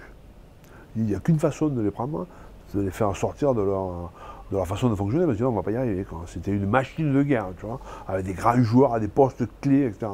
Il faut les faire déraper. Si on ne les fait pas déraper, on n'y arrivera pas. Donc, et là, mon Rory, il était comme un fou là-dessus. Et il s'est occupé de Juan Pinar, le fameux Juan Pinar. Il l'avait fait complètement, il le connaissait très bien, de l'Afrique du Sud, et il l'avait fait complètement déjouer, mais complètement. Dans la semaine, on l'appelait, truc, les machins, enfin. Et ma causerie, ma dernière causerie de match, avant d'aller au match, elle était un peu là-dessus, tu vois. Mais tout en étant extrêmement calme, mais repréciser les choses, tac, tac, tac, tac, tac. je me vois très bien dans cet hôtel-là. C'était incroyable. L'entraîneur en chef du rugby actuel que tu aimerais avoir dans ton staff comme adjoint? Je dirais Rassis Erasmus. Là, lui, c'est la classe. Je trouve que c'est la classe. Malin, comme un chien. Comme un singe, pardon. Bon, il y a des chiens malins, je crois. Mais malin, capable de déposer la pression chez l'autre, embarquer les mecs, mentir. Erasmus, il me ferait progresser, lui. Notamment sur les couleurs, déjà. Pour les lumières. Mais toi, tu préfères être au bord du terrain, hein, Ouais. En En gauche, je sens rien. Déjà qu'en bas, je sens pas toujours. En gauche, je sens rien. Le manager de notre sport avec qui tu aimerais travailler pendant, je sais pas moi, un mois, une saison, voilà. Un manager qui m'a passionné aussi. Bon, il y a José Mourinho, mais qui m'a même inspiré. J'ai lu tout ce qu'il a fait sur lui. C'est Alex Ferguson. Wow. Ce qu'il a fait à Manchester, hein, incroyable. Donc, ouais, j'aimerais pouvoir échanger avec lui. J'aurais pu parler de Arsène Wenger aussi, que j'ai rencontré, passionnant aussi, tu vois. Mais Alex Ferguson, cette espèce d'Écossais qui réussit à Manchester, c'est un truc assez incroyable. On a parlé de l'affect. Est-ce que la data, ça compte pour toi? Aujourd'hui, on en entend partout parler, etc. On entend partout. Est-ce que c'est, t'es attaché à ça, et est-ce que tu y attaches ou plus ou moins d'importance qu'avant? Je sais pas. Oui, j'attache plus d'importance qu'avant, c'est sûr. Je crois qu'il faut aussi évoluer avec ça, parce que ça fait partie des évolutions de notre sport, ou en tout cas de notre façon de fonctionner, qui nous permettent d'améliorer le joueur, de rendre le joueur meilleur, de le protéger aussi. Mais moi, je m'amuse souvent à le dire, même s'il y a longtemps que je ne l'ai pas dit. Moi, je ne manage pas des datas, je manage des mecs.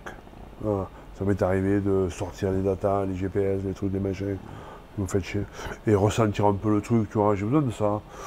Mais après, aujourd'hui, c'est incontournable. Aujourd'hui, tu ne peux pas fonctionner sur une saison de top 14 aussi dure si tu n'as pas des moyens de mesurer tout ce que tu fais. C'est impensable, quoi. Alors après, encore une fois, la vérité, c'est celle du terrain.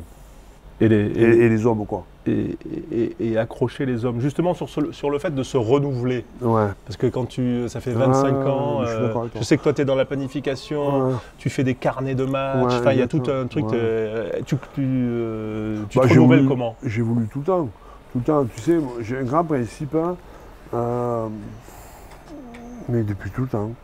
Mes vacances d'été me permettent, quand je pars en vacances, comme tout le monde, en famille, et les vacances d'été pour moi c'est le moment où je switch d'une saison à l'autre, tu vois. C'est pas après les vacances, c'est pendant les vacances. Parce que j'ai le temps en fait, j'ai du temps. Et là, très souvent, j'ai déjà fait mon bilan de la saison que j'ai présenté quand les joueurs sont partis. Donc je sais un peu vers où je veux aller, tu vois. Et là, je cherche tout un tas d'informations à travers des lectures, à travers des infos, aujourd'hui avec l'intelligence artificielle.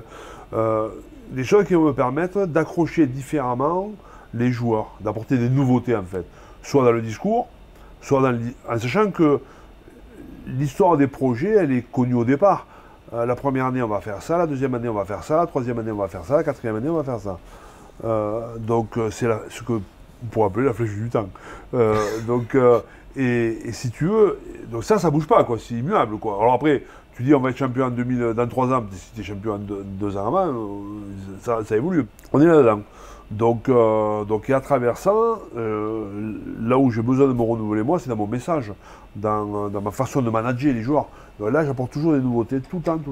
Là, par exemple, à Clermont, c'est en début de saison, qu'est-ce que tu as fait qui a changé et comment tu as réussi à embarquer cette équipe? Je n'ai pas embarqué complètement tout le monde, parce que sinon on serait premier, même si ça va mieux, mais on n'est pas encore complètement dedans.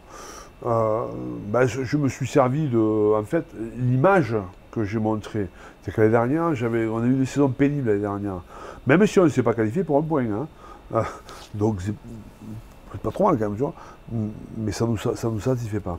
Donc l'année dernière, j'ai pris les images de ça. J'avais l'impression l'année dernière d'avoir couru toute la saison avec un sac à dos plein. Et cette année, l'idée c'était d'avoir un sac à dos vide. Il y avait quoi dans le sac à dos?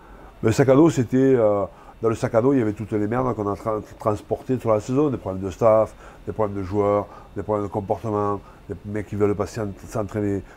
Donc voilà, et ça c'est usant, tu vois, usant, pénible.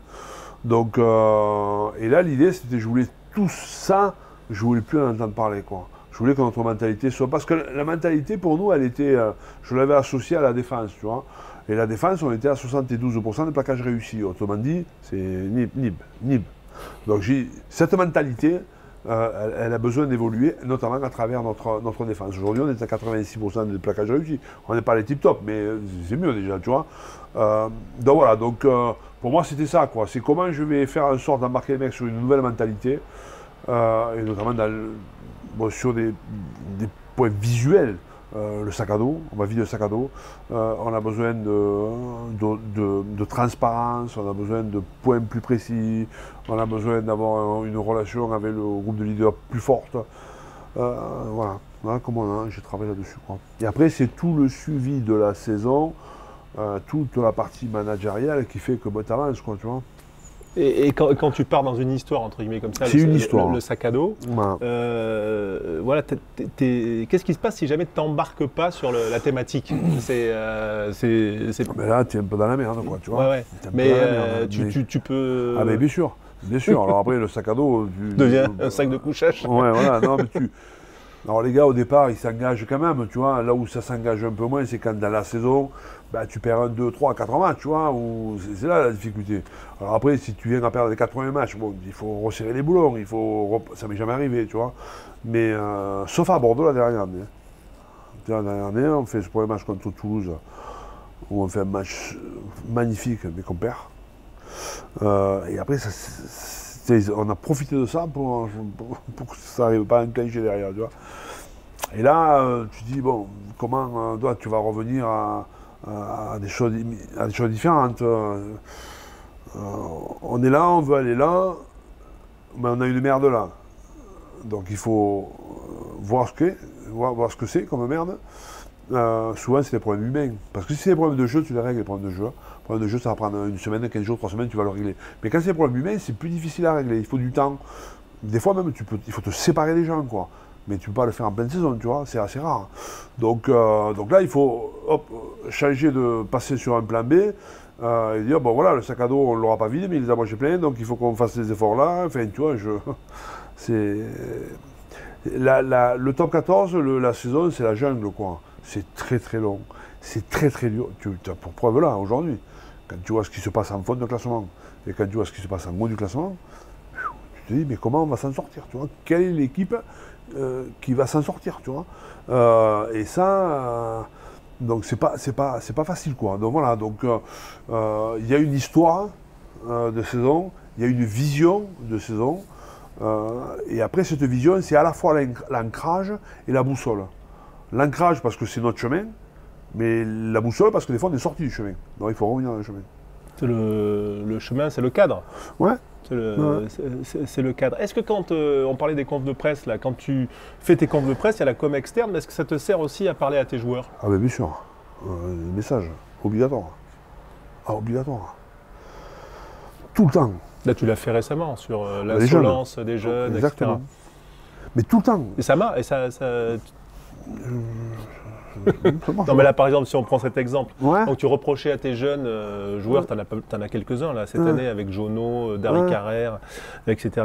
de ne pas tenter assez. Ouais, et si tu veux c'est... Alors après ça peut être un frein, une pression aussi, tu vois, mais quand tu lis l'article, tu dis putain il est chier de mettre de la pression sur les jeunes. Mais moi, je sais comment on fonctionne. Je sais quelle relation j'ai avec eux. Je sais ce que je veux leur faire faire. C'est à eux de passer devant pour faire en sorte que l'ASM soit sur la lune demain. Il ne faut pas se chier dessus. C'est leur moment. C'est leur moment. J'aurais sûrement pas fonctionné comme ça si on avait eu Fritz Lee, tu vois, par exemple. Fritz, qui est un joueur incroyable, un icône à Clermont. Il se blesse salement. Il a fini sa saison avec nous. Ben, ce passage de témoin qui aurait pu se passer à l'intersaison, ben il est avancé de quelques mois ou de quelques semaines. Et il est surtout avancé à un moment donné où on va lancer le sprint final. Ben, c'est un signe, ça, tu vois. Moi, je le vis comme un signe. Et je crois beaucoup aux signes.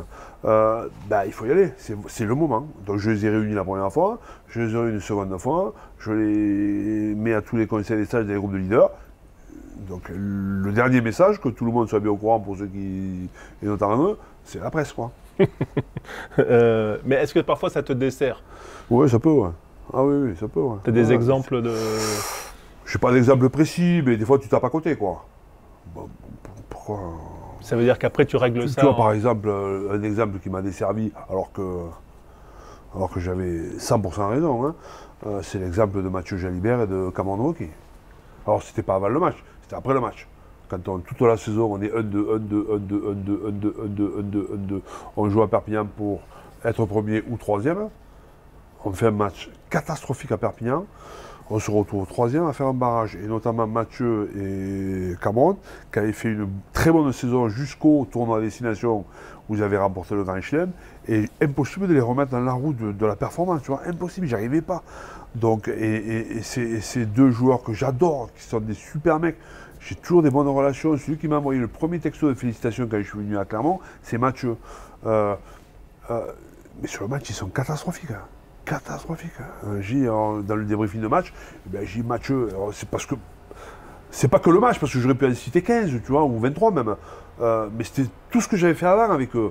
Les remettre dedans, les remettre dans le circuit, ils n'y arrivaient pas, les repartir, les ressortir, les piquer. Tu vois, les gars, à un moment donné, c'est pas possible, quoi, tu vois. Et ça nous a coûté probablement une place en finale ou même peut-être un titre. Parce que c'est l'année où Montpellier est champion, on se fait casser la gueule par Montpellier, en demi-finale à Nice, mais on fait ce fameux barrage contre le Racing où on y laisse 2 ou 3 joueurs blessés et on y laisse des plumes, tu vois, alors qu'on aurait dû être premier. Ouais. Donc là, sur le coup, je mets ça pour mettre un peu de pression à Mathieu, mais la presse s'est servie de ça pour dire que j'avais perdu mon vestiaire, en fait, quoi, tu vois, alors que pas du tout, pas du tout. Et ce que j'ai regretté dans la presse, c'est que eux, ils n'ont pas évalué les performances de Mathieu et de Cameron. C'était leur job, ce que je leur disais d'ailleurs. J'ai dit, mais vous parlez que de ça, mais est-ce que vous avez analysé le match qu'ils ont fait à Perpignan, qui était un match important pour nous? Bon, là, évidemment, tout le monde sautait, quoi. Tu vois, Mathieu et Cameron étaient là, tu vois. Enfin, ils sont toujours là, mais encore plus. Et ça m'a desservi, tu vois. Je voulais les piquer, parce que je savais qu'il allait y avoir un barrage. Je voulais qu'on fasse une grande fin de saison. Et en fait, il s'est retourné contre moi. Pas eux. Même si eux, contre le Racing, ils marquent Cameron marque un essai, il fait ça. Alors tout le monde, quand évidemment, alors que tout était faux en fait. Tu vois, tout était faux. Tout est faux, tout était juste pour moi, tu vois. Quand Mathieu sort du match, je le fais sortir, il me serre la main comme ça. Tu vois, les gars, calmez-vous.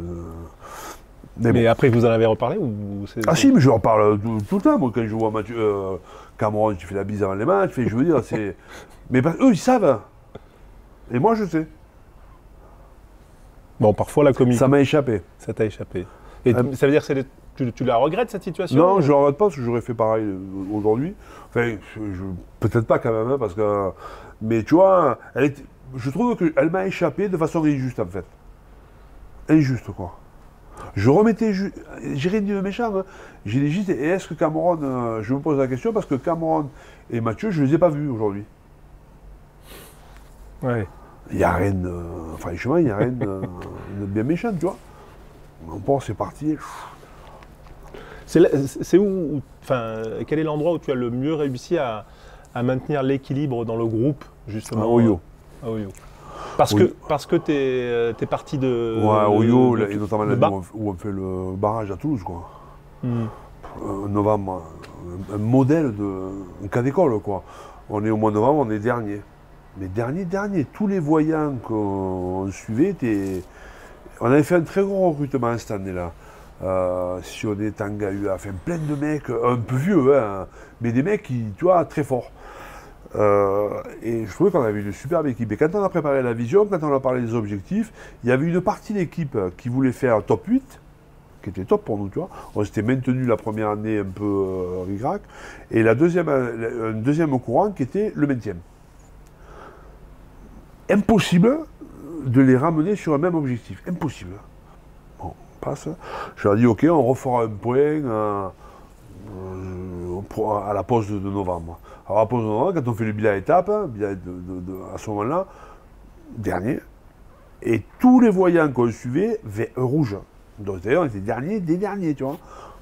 Et là, je repose la question. Donc on s'était dit top 8 ou maintien, qu'est-ce que vous en pensez, etc.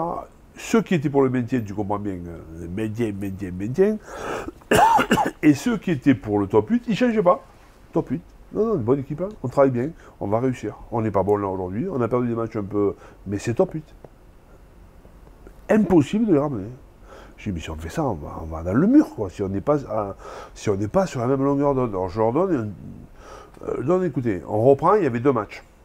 On va au Racing, on reçoit La Rochelle. Si, sur les 2 matchs, Racing et La Rochelle, on prend 5 points, on joue au top 8. Si on prend moins de 5 points, on joue le maintien. Tout le monde est OK avec ça. Tout le monde est OK avec ça. On va au Racing, on gagne au Racing. 4 points. On reçoit La Rochelle, on gagne avec le bonus offensif. 5 points. 5, 4, 9. 9 points. J'ai mis maintenant, tout le monde, on joue au top 8. Et à partir de là, pour finir 6e. Incroyable. Et on perd à Toulouse 20-21. Je peux te dire que si on a un peu de fraîcheur, je pense qu'on tape Toulouse. Parce qu'ils nous marquent un essai en fin de match par Cyril Bail au fond là-bas sur un ballon que nous avons nous, qu'on perd dans leurs 30 mètres, et on mène de 4 points. Je lisais les bouquins que tu as écrits avec Frédéric Rémillet, ça non Ouais. Tu parlais de tes valeurs là, à Castres, c'était le cercle, le respect, l'humilité, le travail. Ça, c'était uniquement adapté à Castres ou c'est des choses que tu reproduis là Non, je reproduis jamais. Après, il y a un esprit qui est le mien. Mais comme je te l'ai dit tout à l'heure, je m'adapte toujours à l'endroit où je vais. Je ne suis pas un entraîneur qui va dire, voilà, moi je veux jouer comme ça, vous allez jouer comme ça, et peu importe le territoire. Parce que ça correspond. Pourquoi je dis ça? Je dis ça parce que quand les gens viennent au stade, je veux absolument qu'ils soient capables d'avoir des émotions. Tu vois. Alors quand tu viens au stade, tu viens voir gagner ton équipe de cœur. Bon, ok. Alors, il vaut mieux gagner que perdre, il vaut mieux gagner souvent que perdre souvent, etc. Mais tu viens aussi au stade parce que tu te retrouves dans l'équipe, tu vois. Parce que les mecs ils vont se viander, parce que ça joue bien, parce qu'on est comme ça, parce qu'on attaque bien, parce qu'on défend bien, parce qu'on ne lâche pas. Mais ça c'est important de faire le jeu et de faire l'état d'esprit qui correspond à ce que les gens viennent chercher au stade. Et ici on est dans un pays qui est un pays rural. Alors avec la grande différence, c'est qu'on est à la fois rural, où c'est dur, où tu vois, et à la fois un monstre de technologie qui est Michelin, quoi. Donc tu vois, il faut naviguer entre ces 2 mondes en fait. Et moi c'est important pour moi que les mecs ils arrivent à retrouver ça dans l'équipe qui vient de soutenir, tu vois. Donc voilà, évidemment qu'il y a cette mentalité à moi, mais en même temps je m'adapte à chaque situation, quoi. Mais y compris pour le jeu. Justement, tu as souvent incarné le club dans lequel tu es allé. Ouais. Là, tu arrives dans une grosse machine, Ouais. justement, qui est attachée à Michelin. Comment tu arrives, toi, à naviguer dans ce contexte? Parce que c'est, j'imagine, d'autres process, il doit y avoir une lourdeur un peu liée à ce type d'organisation. Alors là, effectivement, c'est pas facile. Là. Je te cache pas qu'au départ, ça m'a un peu inquiété quand même. Je sentais les choses, je sentais que c'était lourd pour faire tourner les choses, c'était pas facile. Là. Pour tout te dire, au départ, pendant au moins la première année, j'avais du mal à trouver ma place. Là, je suis en train de la trouver de plus en plus. Alors, je suis de plus en plus à l'aise avec mon équipe, avec le sportif, mais aussi avec le board, quoi, tu vois. Donc finalement, je fais partie aussi. Mais c'est vrai que c'est aussi l'âge qui fait ça, c'est aussi probablement un peu de sagesse. Je fais partie de l'aventure, je suis de passage, quoi, tu vois. Moi, ce qui était important pour moi quand tu vas quelque part, et ça a été surtout vrai quand j'étais plus jeune, quoi, c'était je veux marquer mon passage, quoi. Moi, je suis pas là-dedans. Je fais un peu moins. Laisser une trace, c'est pas... Si, c'est fondamental. Alors, c'est fondamental. Alors, tu laisses une trace comment? Tu laisses une trace parce que tu as gagné, tu laisses une trace parce que... Tu une façon requalifies. d'entraîner, parce que... Hein? Parce que tu te requalifies. Ouais, voilà, parce que tu te requalifies, mais c'est ça la vérité, tu vois. Donc, pour moi, ici à Clermont, c'est ça. Je suis arrivé, le discours que j'ai dit au mec, ce que je veux, c'est mon ambition, c'est remettre l'ASM sur la Lune. Voilà. En 2018, tu disais que tu voulais entraîner encore 10 ans. C'est toujours le cas? Tu t'es donné une... C'est bientôt fini alors. Mais c'est pour ça que je pose la question. Ouais. Ouais, j'ai dû dire ça, effectivement. J'ai aussi dû dire que il me fallait 3 projets encore. C'était la vérité.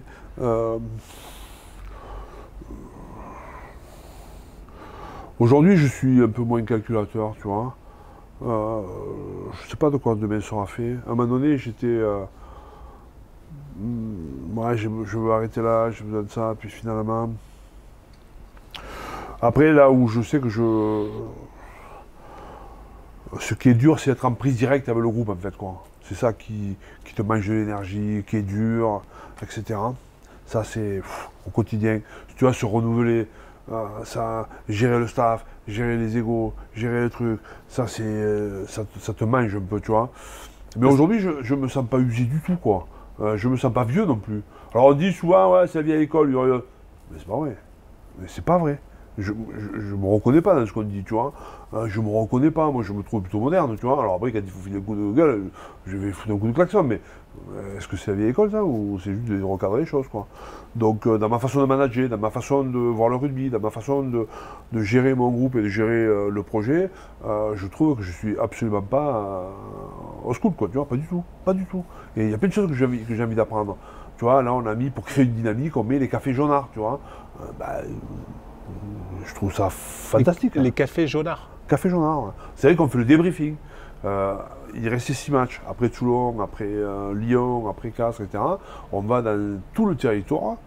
Le premier était sur Clermont, le deuxième était à Issoire, le troisième sera à Ambert, le quatrième sera à Saint-Pourçain, le cinquième sera à Mont-d'Or et le sixième sera à Brioude. À Saint-Flour, donc voilà, et on va débriefer. On va dans un bistrot, dans un café, parce que c'est là où ça se passe. Je viens, 5 joueurs et moi, et on est face au public et on fait question-réponse. Ça, c'est de la com. Voilà, c'est aussi du... Non, c'est pas que de la com. C'est aussi aller chercher les gens, aller les voir. Non, c'est pas que de la com. Et c'est être ancré et en contact avec créer une dynamique. la C'est-à-dire réalité. que la dynamique aujourd'hui, pour être dans le top 6, ça va être dur, quoi. C'est dur pour tout le monde. On n'a pas plus d'atouts que les autres, mais on n'en a pas moins. Donc à un moment donné, c'est une dynamique qui va faire qu'on va réussir. Et celle-là, aller dans le territoire, pousser tout derrière le projet, ça m'intéresse, quoi. Donc ça peut être de la com, mais c'est plutôt aller à l'encontre de nos supporters et d'expliquer comment on a vécu le match. Bon, ma petite question sur 2018-2028, c'était pas innocent, parce qu'en 28, Galtier sera au bout de son contrat. Ouais, non, mais c'est fini pour moi.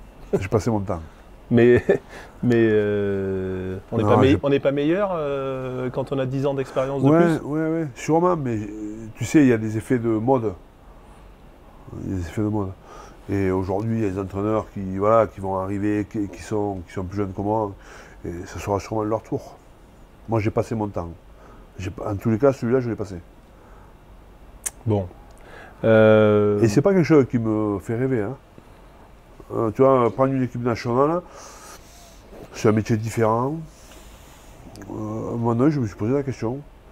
Tu vois, mais je ne sais pas si c'est ça qui me plaît en fait. Toi, tu as besoin d'être au quotidien? Ouais, c'est ça. Ouais. Alors après, encore une fois, avec l'âge, mais moi, je me sens pas usé, quoi. Tu sais, je me sens plein de bois. Tu te sens frais. De la vie d'après. Alors, quand tu termineras, ça sera forcément le vin.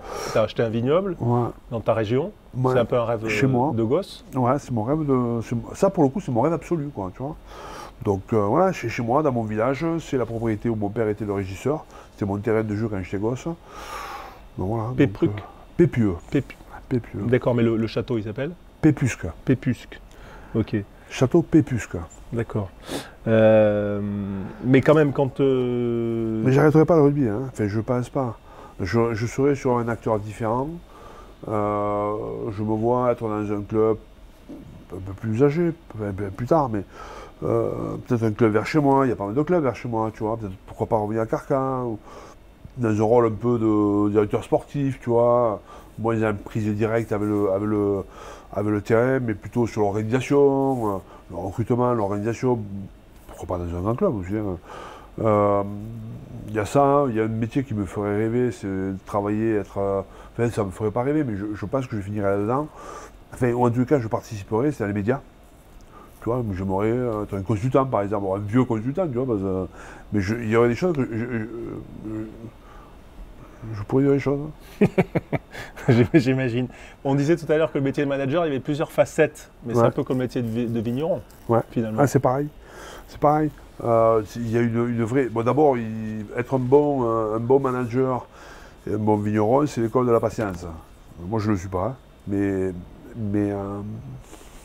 le vigneron, le côté vigneron m'a fait apprendre ça, tu vois, me fait prendre du recul, parce que la nature, tu ne peux pas aller plus vite que la musique, quoi. La nature, elle est comme ça. Elle est comme ça, la nature c'est comme ça. Un jour, une année elle est sèche, une année elle est froide, une année il pleut, une année il y a la maladie, une année il n'y a pas de raisin, une année il y a du raisin. Tu ne peux rien y faire, rien y faire.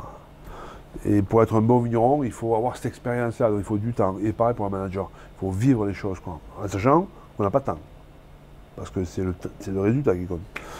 Donc voilà, donc après, un manager, eh bien, tu choisis tes hommes. Le vigneron, il choisit ses parcelles, son encépagement. Un entraîneur, il va travailler sur la cohésion. Le vigneron, il va travailler sur les assemblages. L'entraîneur, il va travailler sur le jeu. Quel choix de jeu. Ben, le vigneron, il va travailler sur les lignées de cuvée, c'est quoi ton vin. Bon voilà, donc il y a des similitudes qui sont fortes, quoi. Fortes. Tu préfères quoi? Quelle facette, toi, plutôt là, comme ça, spontanément? Parce qu'il y a quand même une partie commercialisation qui est importante, surtout dans un secteur qui est non, quand moi, même ce que j'aime, c'est encore une fois, c'est la conception. Je ne suis pas commercial, pas du tout, même si je suis un peu obligé, tu vois. Ouais. Parce que ça repose quand même sur mon réseau à moi. Mais ce que j'aime, c'est... Tu vois, par exemple, on est en train de réfléchir, on va sûrement créer une cuvée ou une gamme qui va s'appeler J'ai les boules. Tu vois, parce que plein de mecs me le demandent. Tu vois, j'ai les boules, un vin authentique où tu as envie, en fait, tu as envie de t'arrêter, tu poses le téléphone, tu bois un coup avec ton pote, on discute, c'est la vraie vie, quoi, tu vois, c'est un peu ça. Donc on est en train de créer ça, tu vois, demain matin j'ai un rendez-vous là-dessus. Donc ça c'est de la conception, tu vois, après ça me plaît, ça m'excite ça, tu vois. Comme quand je prépare par exemple les Vulcains pour l'année prochaine, qui sont quasi calés, ça m'excite, ça me plaît, quoi, tu vois, on va faire ça, on va faire ça, on va faire ça. C'est ça que j'aime dans la conception. Après, le quotidien, ça me plaît parce que je bilante, je prépare et j'invente l'histoire du match, ça me plaît aussi, tu vois. Mais après, le quotidien sur le terrain, faire un truc à la touche, mes entraîneurs sont bien comme moi. Les Vulcains, c'est les Jeux Olympiques de ton équipe en début de saison. C'est ça. Ouais. C'est sur lequel tu bâtis un peu ta cohésion d'équipe. Ouais. Dans le territoire. Tu peux le faire avec tes chefs de culture et au château, c'est possible. Ouais. Ouais. Bon, est-ce que, c'est souvent ma dernière question, est-ce que il y a un livre que tu lis, je sais que tu lis beaucoup, ou que tu relis, qui est un peu un livre qui t'accompagne et que tu pourrais nous recommander? J'ai un livre qui m'a beaucoup aidé. Alors je ne pourrais pas te dire le nom, parce que c'est en anglais d'abord, et je ne sais pas, j'arrive pas. C'est un livre néo-zélandais, l'histoire de l'America Cup. En fait, ils avaient perdu l'America Cup à les États-Unis. La voile en Nouvelle-Zélande, c'est un truc incroyable. Donc ils avaient monté un projet pour aller rechercher cette Coupe d'Amérique. Et ils parlaient vraiment de cohésion, de bonnes personnes à leur place, de vision.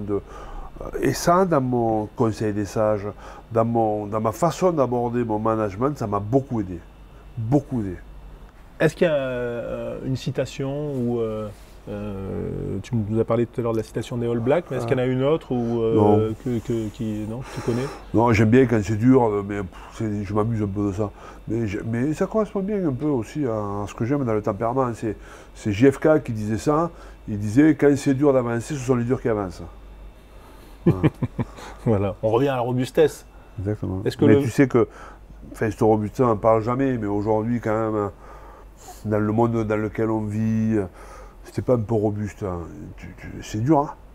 C'est dur, hein, franchement. Et je trouve que c'est des valeurs que j'ai envie de remettre un peu à l'ordre du jour, comme l'authenticité, la vérité, les face-à-face. L'histoire des cafés jaunards, c'est ça aussi.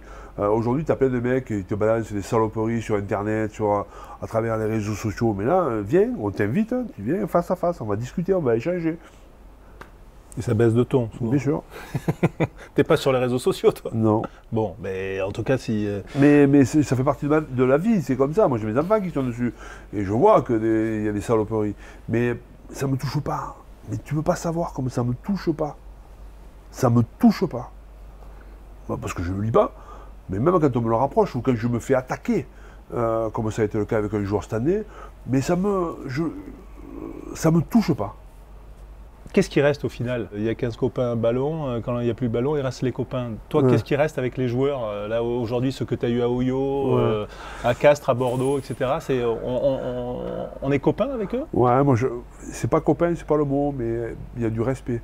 Et tu sais, souvent, et je vais te dire quelque chose, hein, souvent, presque par génération, j'en ai au moins un ou deux, qui m'écrivent un peu après, en me disant finalement je me rends compte aujourd'hui que tu avais raison. C'est ça qui me reste. Hein. Je te l'avais dit mec, mais c'est un peu tard maintenant. Et beaucoup, tu vois, essaient de venir avec moi dans les staffs, tu vois. T'as pas une place. C'est ça qui me rend fier, tu vois. Moi je suis pas copain avec mes joueurs c'est pas mes copains. Mais ça ne le devient pas après? Non, après ça peut les devenir, tu vois. Moi j'adore rencontrer des gars d'Oyo, mais même de Castres, tu vois. Je suis pas du tout dans la même démarche que quand je les coachais, tu vois. C'est pas des copains, quoi. C'est pas des copains dans le sens où tu le vois pas tout le temps, mais j'aime les rencontrer, tu vois. J'aime les rencontrer. J'aime les revoir, j'aime échanger, j'aime discuter, comment c'était. Tu vois, il y a Damien Lagrange, tu connais Damien Lagrange qui est agent de joueur maintenant. Donc moi, il fait partie de la bande d'Oyo, tu vois. Et il est venu il y a quelques temps, là, bon, je le revois plein de fois parce qu'il est agent de joueur. Donc, tu vois, et l'autre fois, il est venu la semaine dernière avec un gars et j'étais content de le voir, tu vois. J'étais content de le voir. On fait la bise, on discute, on boit le café, putain, ça, tu vois. Et c'est ça qui me, tu vois, de se dire, finalement, on a construit des trucs, quoi, mec. C'est ça qui me plaît, moi. C'est la trace que tu laisses, tu vois, c'est un peu ça. Donc, qu'est-ce que tu laisses, hein, après? Façon d'entraîner, façon de manager, une relation. Bon, mec. Christophe, merci d'avoir été notre invité. C'était un grand plaisir d'être venu à toi ici à Clermont. Merci pour ton temps, ta confiance. Et voilà. Et puis merci à vous de nous avoir suivis. Vous pouvez bien sûr vous abonner à One Two Trio, un like, un partage. Ça peut nous aider. Voilà, c'est là où on parle de sport sans filtre, tranquille et en prenant le temps. Merci en tout cas, Christophe. À bientôt. Merci à toi. Ciao. One, two, trio.